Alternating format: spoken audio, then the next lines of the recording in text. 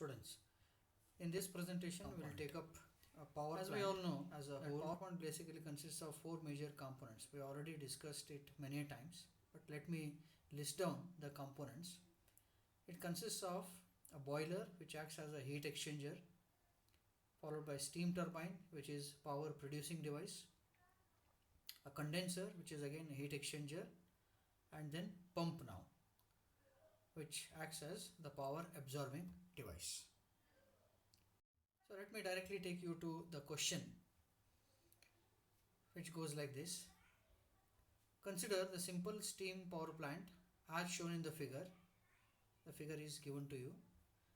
The following data are for such a power plant.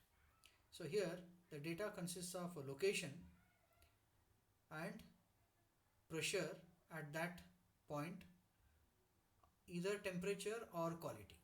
So for example, leaving the boiler, the pressure of steam is 2 megapascal and 300 degrees Celsius. Like that, entering the turbine, it is 1.9 megapascal and 290 degrees Celsius. Leaving the turbine and entering the condenser, it's 15 kilopascal and 90 degree Celsius.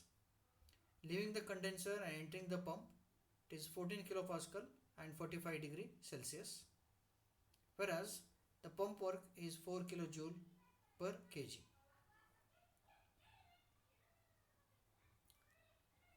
Now you have to determine the following quantities per kg flowing through each unit.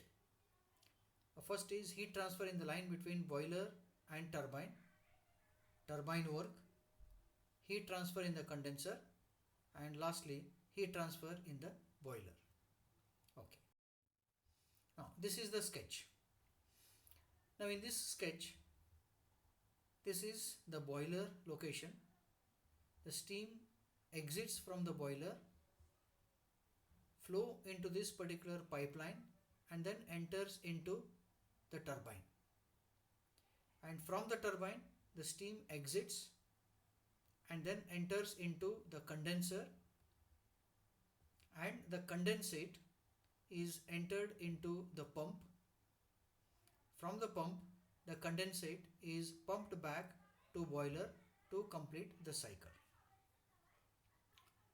So again, as compared to the earlier numericals, this numerical is different because it is a multi-control volume numerical. As you can see here, there is one control volume, second control volume, third control volume, fourth and fifth control volume. And in all the control volumes, the basic equation of first law will be in this particular form because he has asked it for per kg of steam. So the analysis consists of certain assumptions here. Again, the assumptions are no changes in kinetic and potential energy will be considered, and for all the control volumes we will be using this equation. Let's go to the solution. Before we start with, as we all know that the working substance is steam, and we can get all the parameters like enthalpies basically from the steam tables. So I have listed down all the important enthalpies for the steam, that is H1. H1 means what? It is leaving the boiler and entering the turbine.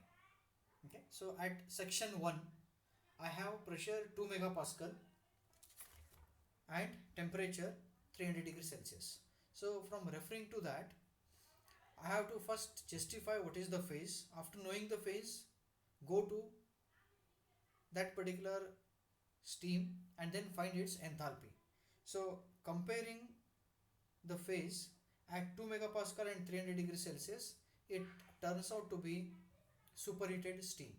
Hence from superheated table, enthalpy of steam at section 1 is obtained as 3023.5 kilojoule per kg. Okay. It then enters the turbine at section 2. So the entering parameters are 1.9 megapascal and 290 degrees Celsius. You can observe there that the temperature has come down from 2 megapascal to 1.9 megapascal because steam is flowing in a pipeline, and because of friction the pressure reduces. This you already learnt in your FM. Similarly, due to heat loss from the pipeline, the temperature has come down from 300 degrees Celsius to 290 degrees Celsius. So for H2, we have to again compare and identify what is the phase. And again we can verify that from 1.9 megapascal, which is little bit difficult to identify, so closely can consider it to be 2 megapascal, and corresponding temperature is 290. We can again verify that it is still superheated steam. So find its enthalpy, maybe by interpolation. So after finding the enthalpy, let's go to component 3, that is H3. H3 is what? It is leaving the turbine, the steam is leaving the turbine and entering the condenser, whereas the pressure is drastically reduced to 15 kilopascal. You can observe there, and quality is 90%. So here it is wet steam. Therefore, the enthalpy has to be calculated based on HF plus X HFG concept, whereas HF has to be obtained from the steam tables at 15 kilopascal pressure table 226. 0.9 is already given, 90%, and HFG again from steam turbines at pressure of 15 kilopascals, so that we can get the enthalpy at H3 to be 2361.8 kilojoule per kg.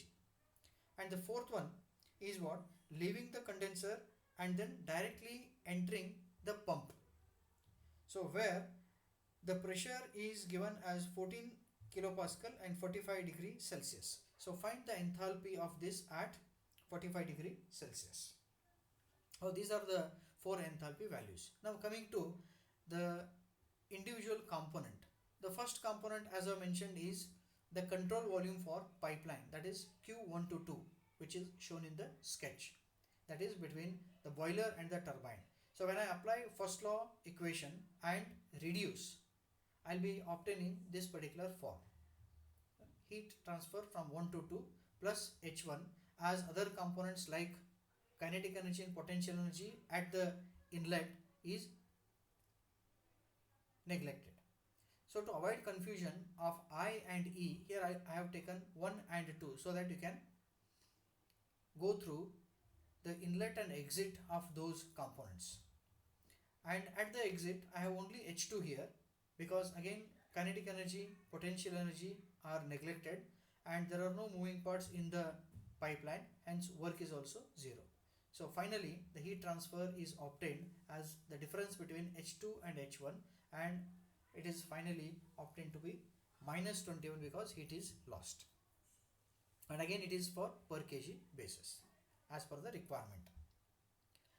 Now the second component is the turbine, which is essentially an adiabatic machine here. There is no heat transfer, and again inlet and exit potential energies and kinetic energies are neglected. Therefore the first law equation reduces to H2 is equal to H3 plus work from 2 to 3. Therefore the work obtained between section 2-3 for the turbine is obtained to be 640.7 kilojoule per kg. All the values of H1, H2 are mentioned above. Then the third one is control volume enclosing the condenser. The condenser acts as a heat exchanger where heat is lost. So applying and rearranging the first law, we get heat transfer between 3-4, that is after turbine and after condenser is obtained to be heat transfer between 3-4, which is minus 2173.3 kilojoule per kg. Minus is again heat is lost from the condenser. Now the condensate, that is after condenser, whatever water that is available is called as condensate. That condensate is to be pumped from the pump back to the boiler.